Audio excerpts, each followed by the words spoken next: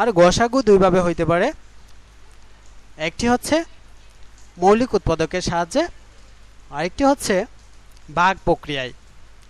তাহলে শিক্ষার্থী বন্ধুরা এগুলো আপনারা জানেন। এখন আমি দেখিয়ে দিব অল্প সময়ে কি করে বুঝবেন যে অঙ্কটা লসাগু বা অঙ্কটা গসাগু। একটু খেয়াল করুন, আপনারা খেয়াল করে নোট করে নেবেন। লসাগুর ক্ষেত্রে একটু খেয়াল করুন, ক্ষুদ্রতম ডাকে যদি ক্ষুদ্রতম কথাটা থাকে, ক্ষুদ্রতম অর্থাৎ ডাকের মধ্যে, অঙ্কের ডাকের মধ্যে যদি ক্ষুদ্রতম চিহ্ন পাওয়া যায়, ক্ষুদ্রতম, ন্যূনতম, ন্যূনতম,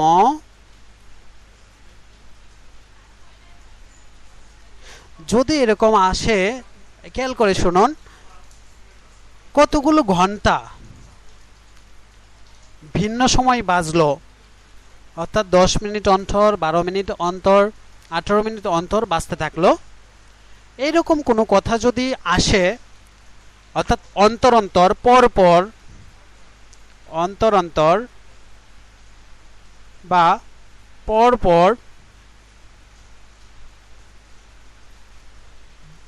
পর পর এই কথাটি থেকে যদি একত্রে, আবার আপনাকে ফলে চাইবে একত্রে কখন বাজবে বা একত্রে কখন মিলিত হবে, চিহ্নটা কি থাকবে? অন্তর, পরপর, এবং শেষে কি থাকবে? একত্রে কখন মিলিত হবে, কখন ঘন্টাগুলো বাজবে। এরকম চিহ্ন যদি অঙ্কের মধ্যে থাকে, ন্যূনতম যদি থাকে, ক্ষুদ্রতম যদি থাকে, শিক্ষার্থী বন্ধুরা আপনারা কি করবেন? লসাগু করে নেবেন। যদি থাকে কুটি থেকে কুটি, গাছ থেকে গাছ, একটু খেয়াল করুন, কুটি থেকে কুটি, গাছ থেকে গাছ, যেমন আপনাদের একটা অঙ্ক আছে ল্যাম্পপোস্ট এবং কুটি, ল্যাম্পপোস্ট এবং কুটি অথবা ল্যাম্পপোস্টের সাথে গাছ পরপর যদি থাকে, আমি আগেই বলেছি পরপর কথাটা থাকবে, কিন্তু একটু ক্লিয়ার করে বোঝাতে চাচ্ছি, যদি ল্যাম্পপোস্ট বা গাছ অথবা একই সাথে দুটি বস্তুর যদি পরপর দূরত্ব বোঝায় এবং যদি বলে কখন একত্রে মিলিত হবে, সেক্ষেত্রেও লসাগু হবে। তাহলে লসাগু সহজেই যাতে আপনারা বুঝতে পারেন, এগুলো আপনারা দেখুন ছোটকাল থেকে আসলে শিখতে হয়। আমরা যেহেতু আমাদের জন্মের পর থেকেই পরীক্ষা দিতে দিতে উত্তীর্ণ হতে হয়, শেষ পর্যন্ত একটা চাকরির আশায় আমরা পরীক্ষা দিতেই মানে যে পুরো জীবনটা শেষ করে দেই। এই থিওরিগুলো যদি আমাদের জানা থাকে তাহলে আমরা সহজেই বুঝতে পারবো কখন লসাগু হবে। তাহলে আমি কি বলেছি আবার রিপিট করি, ক্ষুদ্রতম, ন্যূনতম, অন্তর অর্থাৎ গাছ থেকে গাছ, কোটি থেকে কোটি, অথবা ঘন্টাগুলো একটার পর একটা বাজতে থাকে, যদি এরকম পরপর অন্তর কথাগুলো থেকে শেষ পর্যায়ে যদি বলে কখন একত্রে বাজবে বা কখন একসাথে মিলিত হবে, বা দুটি বাস স্টেশন থেকে এত মিনিট অন্তর ছেড়ে কখন একত্রে মিলিত হবে, এরকম অঙ্কগুলোর ক্ষেত্রে আমরা লসাগু করে নেব। দেখুন শিক্ষার্থী বন্ধুরা, একটু বইয়ের সাহায্য নিয়ে নিচ্ছি, তার আগে গসাগুটা একটু বলে দিচ্ছি। গসাগুর ক্ষেত্রে কি করতে হয় দেখুন। কিভাবে বুঝবেন যে অঙ্কটা গসাগু? সেক্ষেত্রে সর্বোচ্চ কথাটি উল্লেখ থাকবে ডাকের মধ্যে, অঙ্কের ডাকের মধ্যে সর্বোচ্চ কথাটার যদি থাকে, এই চিহ্নটা যদি আপনি পান, সর্বোচ্চ যদি পান, সবচেয়ে বড় বা বৃহত্তম সংখ্যা বা সবচেয়ে বড়, ডাক যত জটিলই হোক না কেন, যদি এই কথাগুলো থাকে সর্বোচ্চ, বৃহত্তম বা সবচেয়ে বড়, যদি ভাগ কথাটার কথা উল্লেখ থাকে, যেমন ধরুন বিস্কুট, চকলেট, এগুলো অর্থাৎ ভাগাভাগির কথা যদি উল্লেখ থাকে, অর্থাৎ ভাগ এই শব্দটা যদি, চিহ্নটা যদি আপনারা পান, সেক্ষেত্রে বুঝে নিতে হবে শিক্ষার্থী বন্ধুরা এগুলো হচ্ছে গসাগু। দেখুন আমি একটু পাঠ্য বইয়ের দিকে আলোকপাত করছি। অনুশীলনী 5-এ প্রথমেই যে অঙ্কটা আছে 3 নম্বরের ডাকের অঙ্কটা, এটা থেকে সৃজনশীল আসে। আমরা একটু দেখে নিচ্ছি। দেখুন, আপনারা বইয়ের সাথে মিলিয়ে নিন, আমি দাগটি পড়ছি। একটি রাস্তায় কিছু গাছ এবং ল্যাম্পপোস্ট আছে। 25 মিটার পরপর গাছ, 20 মিটার পরপর ল্যাম্পপোস্ট আছে। রাস্তার শুরুতে গাছ ও ল্যাম্পপোস্ট একত্রে থাকলে কত মিটার পরপর গাছ এবং ল্যাম্পপোস্ট পুনরায় একসাথে থাকবে? তো শিক্ষার্থী বন্ধুরা, আপনারা দেখুন, রাস্তার শুরুতে গাছ এবং ল্যাম্পপোস্ট একত্রে থাকলে কত মিটার পরপর গাছ ও ল্যাম্পপোস্ট পুনরায় একসাথে থাকবে? দেখুন, পরপর কথাটা উল্লেখ আছে, সেক্ষেত্রে আমি কি বলতে পারতেছি, অঙ্কটা লসাগু হবে। তাহলে আপনারা যদি লসাগু করে নিন, অঙ্কটা হয়ে যাবে। দেখুন, আমি কি লিখব, 25 এবং 20 এর লসাগুই হবে,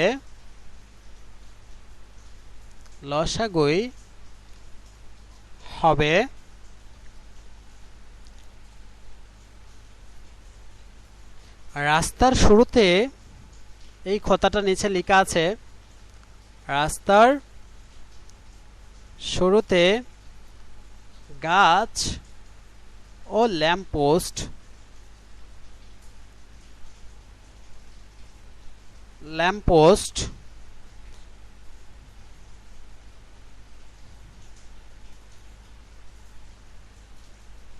25 এবং 20 এর লসাগুই হবে, রাস্তার শুরুতে গাছ ও ল্যাম্পপোস্ট থাকলে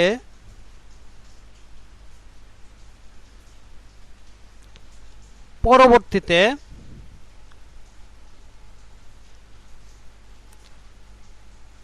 গাছ ও ল্যাম্পপোস্ট একত্রে থাকার সময়।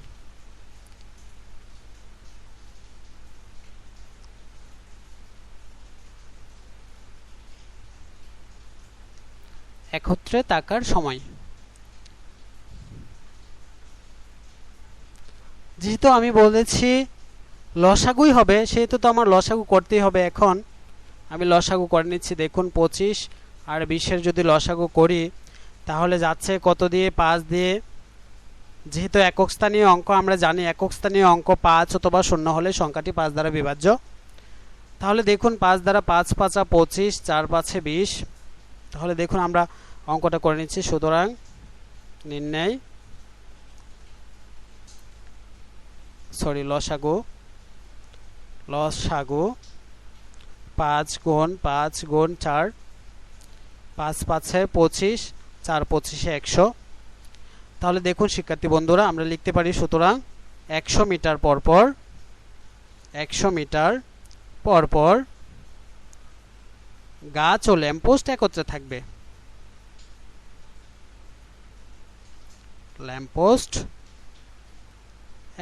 থাকবে।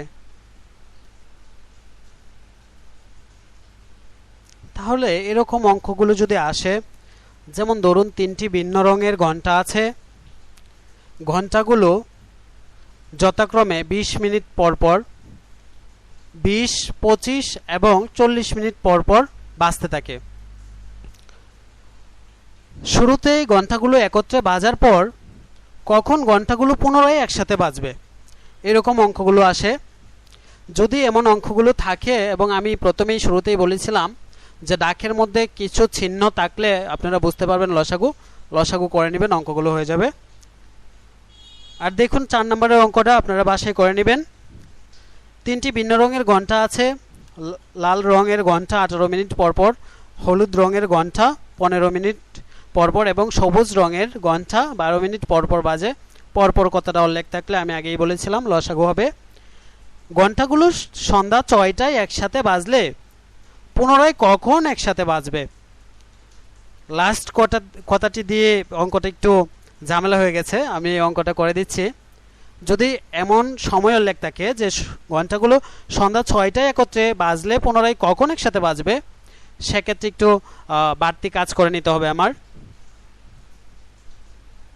একটু খেয়াল করুন, আমি ডাকটা আবার পড়ে নিচ্ছি। 3টি ভিন্ন রঙের ঘন্টা আছে। লাল রঙের ঘন্টা 18 মিনিট পরপর, হলুদ রঙের ঘন্টা 15 মিনিট পর পর এবং সবুজ রঙের ঘন্টা 12 মিনিট পর পর বাজে।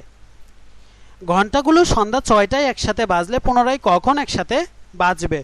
দেখুন শিক্ষার্থী বন্ধুরা, তাহলে লিখবেন 18, যেহেতু 4 নম্বরের অঙ্ক, 18, 15, 12 এর লসাগুই হবে ঘন্টাগুলো পরবর্তীতে একসাথে বাজার সময়।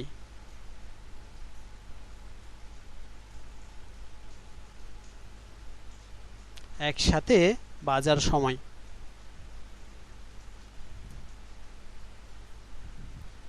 একটা জিনিস খেয়াল করুন, যেহেতু 15 মিনিট, 20 মিনিট, 18 মিনিট, 15 মিনিট এবং 12 মিনিট দেয়া আছে, তাহলে আমার এককটা কি? মিনিট। আমি যখন অঙ্কটা বের করব, যে ফল বের হবে, সেখানেও আমার একক কি লিখতে হবে? মিনিট লিখতে হবে। আমরা কি করব? 18, 15, 12 এর লসাগু করে নেব। যেহেতু দুটি সংখ্যা আছে জোড়, 18 এবং 12 2 দ্বারা বিভাজ্য হবে। 9 দুগুণে 18, 15 15, 6 দুগুণে 12। আমরা কি করব? 3 দ্বারা বিভাজ্য যদি করি, 3 3 9, 3 5 15, 3 দুগুণে 6। আর যাচ্ছে না, এখানে আর একই রকম সংখ্যা নাই যে একই রকম সংখ্যা দ্বারা আমরা ভাগ দিতে পারি, সুতরাং আমরা কাউন্ট করে নেব। সুতরাং নির্ণয় লসাগু। দেখুন লসাগু কত হবে? 2 গুণ 3 গুণ 3 গুণ 5 গুণ 2। আমরা একটু গুণটা করে নিচ্ছি। 5 দুগুণে 10, 3 10 30, 3 30 90, 90 দুগুণে 180। তাহলে দেখুন 180 হলো, তার মানে কি 180 মিনিট পর পর ঘন্টাগুলো একসাথে বাজবে। সুতরাং 180 মিনিট, বা একটা জিনিস খেয়াল করুন, যেহেতু 60 মিনিটে 1 ঘন্টা, আমরা যদি 60 দ্বারা 180কে ভাগ করে দিই, তাহলে কি হবে?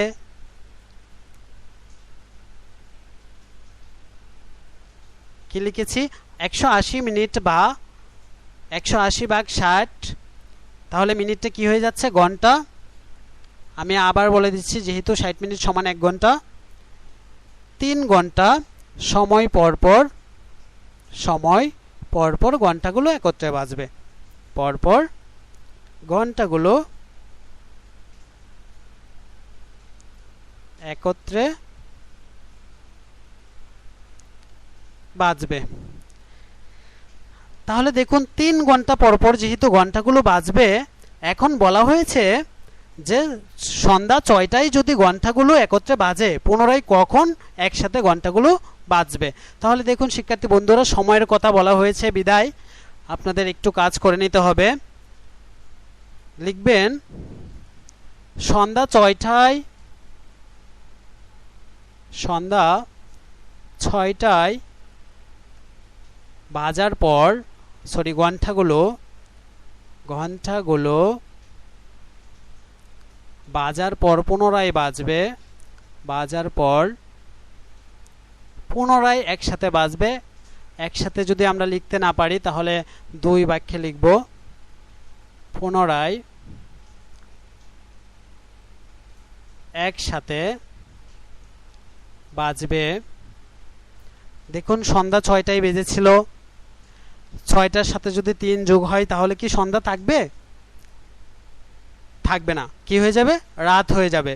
তাহলে দেখুন রাত 6 যোগ সন্ধ্যা 6টায় বেজেছিল একবার, 3 ঘন্টা পর আবার বাজবে, তাহলে তো সন্ধ্যা 6টা থাকবে না, রাত হয়ে যাবে।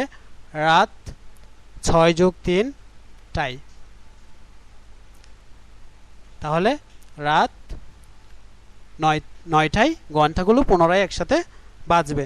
দেখুন শিক্ষার্থী বন্ধুরা, আমার অঙ্কটা হয়ে গেছে। এরকমভাবে দেখুন আরেকটা 6 নম্বরের অঙ্কটা আপনারা একটু খেয়াল করুন। আছে কোনো স্থানে 10 জনের বেশি শিক্ষার্থী আছে, একজন শিক্ষক 42টি কলা, 84টি বিস্কিট এবং 105টি চকলেট কোনো অবশিষ্ট না রেখে শিক্ষার্থীদের মধ্যে সমান ভাগে ভাগ করে দিতে চান। এখন দেখুন ভাগের কথাটা আছে, যেহেতু ভাগের কথাটা আছে সেহেতু আপনার কি করতে হবে, অবশ্যই গসাগু করতে হবে।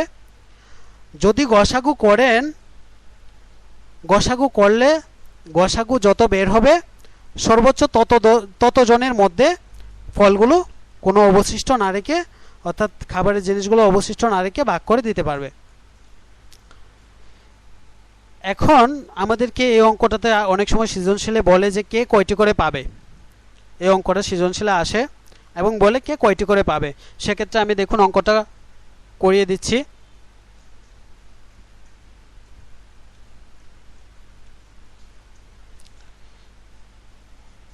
দেখুন বলেছে যে 10 জনের বেশি শিক্ষার্থী আছে, কিন্তু কতজন একুরেট কতজন শিক্ষার্থী আছে সেটা দেওয়া নেই। বলেছে 10 জনের বেশি শিক্ষার্থী আছে, কিন্তু এই হিন্টসটা আমাদের দেওয়া আছে যে একজন শিক্ষক 42টি কলা, 84টি বিস্কিট এবং 105টি চকলেট অবশিষ্ট না রেখে ভাগ করে দেন।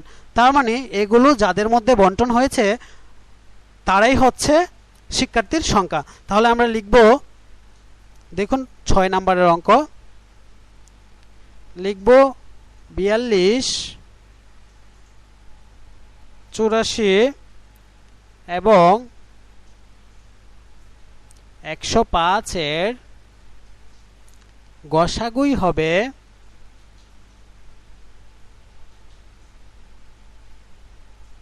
নির্ণয় শিক্ষার্থীর সংখ্যা।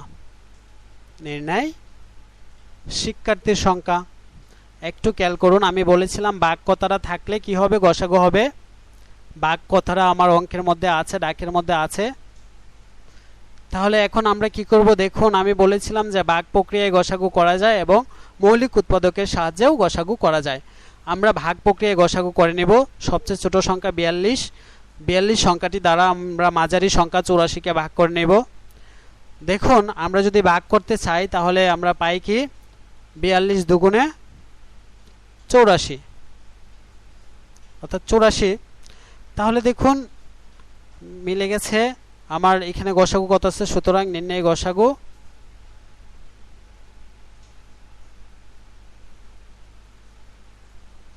42। এখন কি করতে হবে, আরেকটা সংখ্যা যেহেতু রয়ে গেছে, এখন 42 ও 105 এর গসাগু নির্ণয় করি।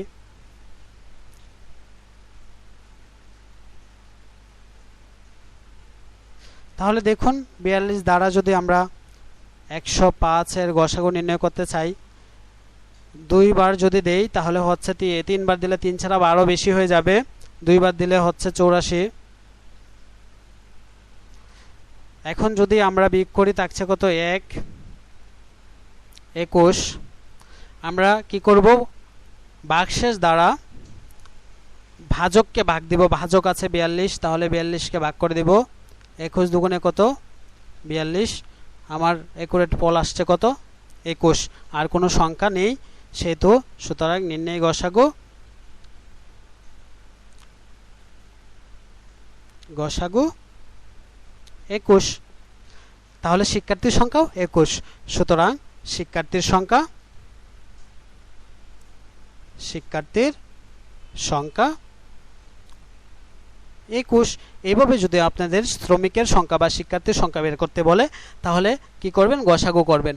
এখন এই অঙ্কটার সাথে যদি যে দেয়া আছে যে কতজন শিক্ষার্থীর মধ্যে শিক্ষক কলা, বিস্কিট, চকলেট ভাগ করে দিতে পারবেন, 21 জন শিক্ষার্থীর মধ্যে চকলেট, কলা এবং বিস্কিট ভাগ করে দিতে পারবেন। কিন্তু যদি বলতো, দেখুন 6 নম্বর অঙ্কটা শেষে যদি আমি একটু লেজ লাগিয়ে দেই, যদি বলতো প্রত্যেকে কয়টি করে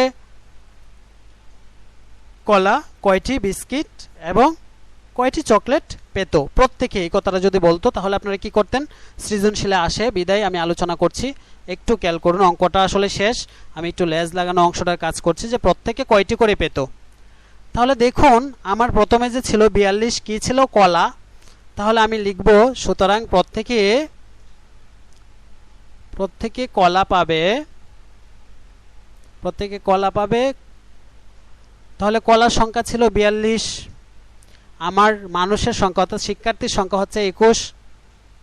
42কে যদি 21 দ্বারা ভাগ করি তাহলে থাকছে কত, 2। তাহলে প্রত্যেকেই কলা পাবে 2টি করে। যদি পরে 84 দেওয়া আছে, এটা হচ্ছে বিস্কুট। তাহলে আমি যদি লিখি প্রত্যেকে বিস্কুট পাবে, সেম প্রক্রিয়ায়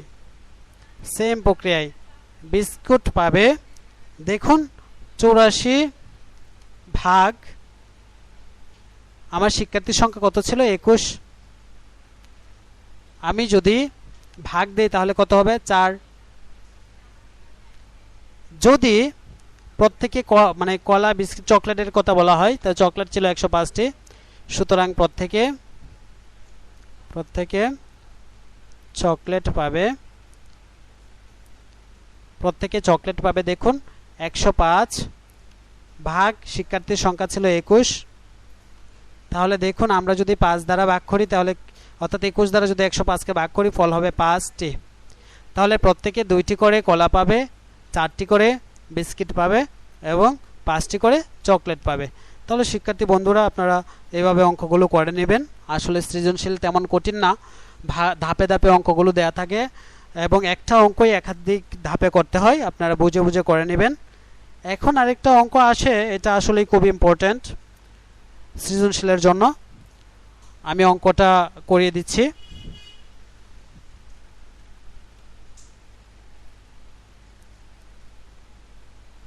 দেখুন একটু ভালোভাবে বুঝতে হবে। একটা চিত্র দেয়া আছে,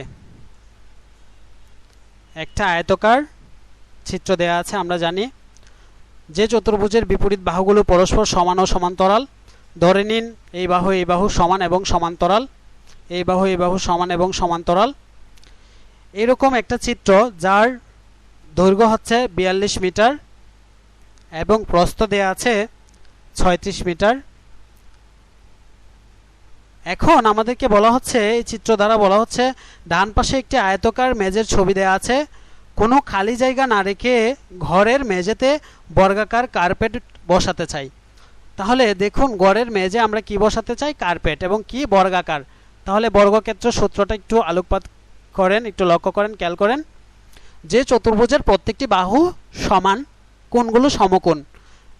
তাহলে এরকম প্রত্যেকটা বাহু সমান, এরকম সমান বাহু বিশিষ্ট বর্গাকার কার্পেট দিয়ে যদি আমি ঘরের মেঝেটি সম্পূর্ণ ঢাকতে চাই, তাহলে আমার কয়টি কার্পেট লাগবে? কিন্তু এখানে দুটি ধাপে অঙ্কটা করেছে। প্রথম ধাপে জানতে চেয়েছে যে মেঝেতে বিছানো যাবে এমন বর্গাকার কার্পেটের বৃহত্তমটির এক বাহুর দৈর্ঘ্য কত। দেখুন একটু খেয়াল করুন, আছে বৃহত্তমটির। আমি কি বলেছিলাম যে বৃহত্তম কথাটি থাকলে কি হবে? গসাগু হবে। তাহলে শিক্ষার্থী বন্ধুরা, আপনারা কি লিখবেন? যে 42 এবং 36-এর গসাগুই হবে মেঝেতে বিছানো যাবে এমন কার্পেটের বৃহত্তমটির এক বাহুর দৈর্ঘ্য।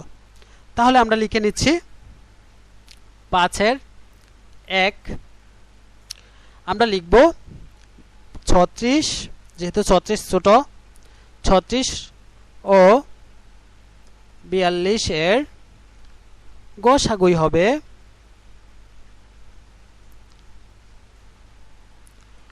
মেঝেতে বিছানো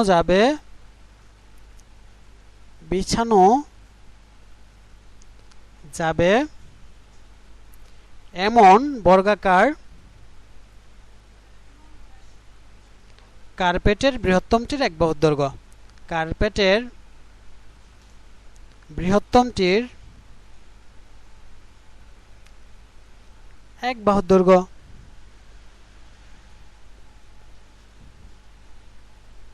বৃহত্তমটির এক বাহুর দৈর্ঘ্য। তাহলে দেখুন গসাগু যদি করি, তাহলে 36 দ্বারা 42-কে গসাগু করেন। 36-একে 36, 12 থেকে 6 চলে গেলে থাকবে কত? 6। এখান থেকে 1 চলে গেছিল, 3 মিলে গেছে। তাহলে 6 দ্বারা 36-কে আমরা কি করব? ভাগ করব। দেখুন 6 6 36। অঙ্কটা আসলে একাধিক নিয়মে করা যায়। আরেকটা নিয়ম আছে, কলাম করে করে আমরা অঙ্কটা করে নিতে পারি, কিন্তু ওভাবে আসলে অঙ্কটা করলে অনেকটা ঝামেলা পোহাতে হয়, তাই আমরা অঙ্কটা এইভাবে করলাম। সুতরাং নির্ণয় গসাগু। গসাগু বের হলো মানে কি? বৃহত্তম, অর্থাৎ বর্গাকার কার্পেটের বৃহত্তমটির এক বাহুর দৈর্ঘ্য বের হলো। গসাগু 6। তাহলে সুতরাং বৃহত্তম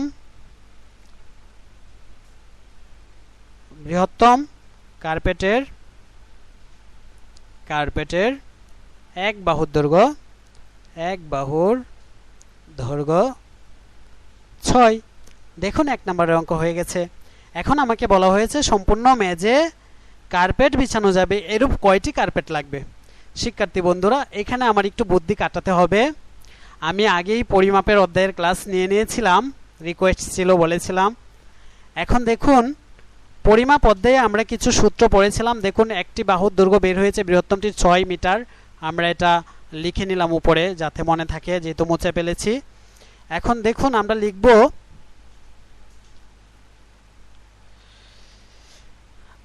দেয়া আছে 2 নাম্বার অর্থাৎ 5-এর 2 দেয়া আছে আয়তাকার ক্ষেত্রের দৈর্ঘ্য, দেয়া আছে আয়তাকার ক্ষেত্রের চিত্রটা এঁকেছিলাম, আপনারা দেখেছিলেন খেয়াল করে। দৈর্ঘ্য হচ্ছে 42 মিটার এবং আয়তাকার ক্ষেত্রের প্রস্থ, আসলে ক্ষেত্র বলতে কি এটা কি ছিল, মেঝে সরি ক্ষেত্রে বলবো না, মেঝের বলবো। আয়তাকার মেঝের দৈর্ঘ্য এবং আয়তাকার মেঝের প্রস্থ কত দেয়া আছে, 36 মিটার। তাহলে দেখুন শিক্ষার্থী বন্ধুরা, আমরা কি করব, আয়তাকার ক্ষেত্রের ক্ষেত্রফল নির্ণয় করব। তাহলে দেখুন একটু মনে করুন যে ওখানে পড়িয়েছিলাম যে আয়তাকার ক্ষেত্রের ক্ষেত্রফল দৈর্ঘ্য গুণ প্রস্থ বর্গ একক। তাহলে আমরা সরাসরি করে ফেলি। সুতরাং আয়তাকার মেঝের ক্ষেত্রফল ক্ষেত্রফল 42 গুণ 36 বর্গ একক মানে হচ্ছে মিটার। তাহলে দেখুন শিক্ষার্থী বন্ধুরা, আমরা যদি এটাকে গুণ করি অর্থাৎ হিসাব করে নেই, আমি একটু এই সাইডে হিসাবটা করে নিচ্ছি। 42 36 6 দুগুণে 12, 2 হাতে আছে 1, 4 6 24 আর 1 25। আচ্ছা দেখুন এককের ঘরে কাছে 0, 3 দুগুণে 6, 3 ছাড়া 12, 2 11 1 হাতে আছে 1, 4 আর 1 5 1, অর্থাৎ কত হয় 1512 বর্গ মিটার। এখন দেখুন বৃহত্তম বর্গাকার কার্পেটের এক বাহুর দৈর্ঘ্য পেয়েছি আমরা। তাহলে আমরা লিখব 1 নং হতে পাই, 1 নং হতে পাই, এটা একটা সৃজনশীল হতে পাই। কি পেয়েছিলাম যে বর্গাকার কার্পেটের এক বাহুর দৈর্ঘ্য, কার্পেটের এক বাহুর দৈর্ঘ্য কত পেয়েছিলাম শিক্ষার্থী বন্ধুরা, 6 মিটার। তাহলে আমরা কি জানি বর্গাকার ক্ষেত্রে ক্ষেত্রফল নির্ণয়ের সূত্রটা কি আমি বলেছিলাম, হ্যাঁ পরিমাপ ক্লাসে আমি বলেছিলাম যে এক বাহুর দৈর্ঘ্য গুণ এক বাহুর দৈর্ঘ্য। তাহলে কি হবে, সুতরাং বর্গাকার কার্পেটের ক্ষেত্রফল, বর্গাকার কার্পেটের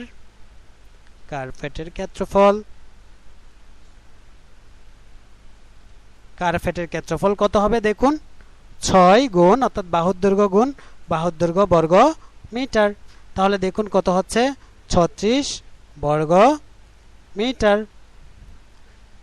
তাহলে শিক্ষার্থী বন্ধুরা দেখুন আমরা মেঝের ক্ষেত্রফল বের করতে সক্ষম হয়েছি, আবার বর্গাকার কার্পেটের ক্ষেত্রফল বের করতে সক্ষম হয়েছি।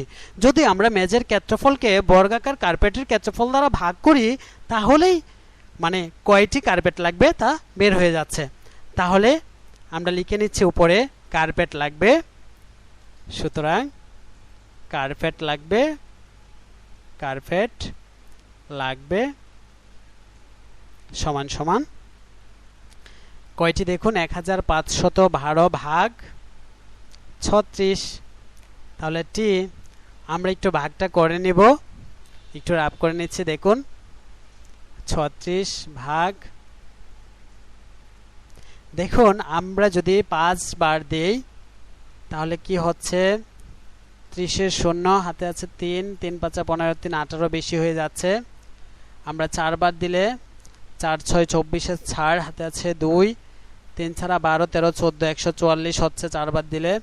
তাহলে 36-টা 4 বার দিলে হচ্ছে 144। বিগ করি, ছাড় আছে 11 হবে 7 হলে, হাতের একাশ এখান থেকে এখানে 1 নিয়ে গিয়েছিলাম, 4 4 মিলে গেছে, কেটে নিয়ে আসবো 0। 36 দুগুণে কত 72। তাহলে দেখুন কত বের হয়েছে পল 42। তাহলে আমার কার্পেট কয়টি লাগবে 42টি। উত্তর 42টি। আমি আশা করছি শিক্ষার্থী বন্ধুরা আপনারা এই অধ্যায়ের যাবতীয় সৃজনশীল অঙ্ক পারবেন। আর যদি কোনো অঙ্ক করতে গিয়ে অসুবিধা হয় তাহলে সেই অঙ্কটির ছবি তুলে আমাদের কমেন্ট বক্সে পাঠিয়ে দিবেন। আমরা পরবর্তী ক্লাসে এই অঙ্কটির সমাধান আপনাদের করে দিব।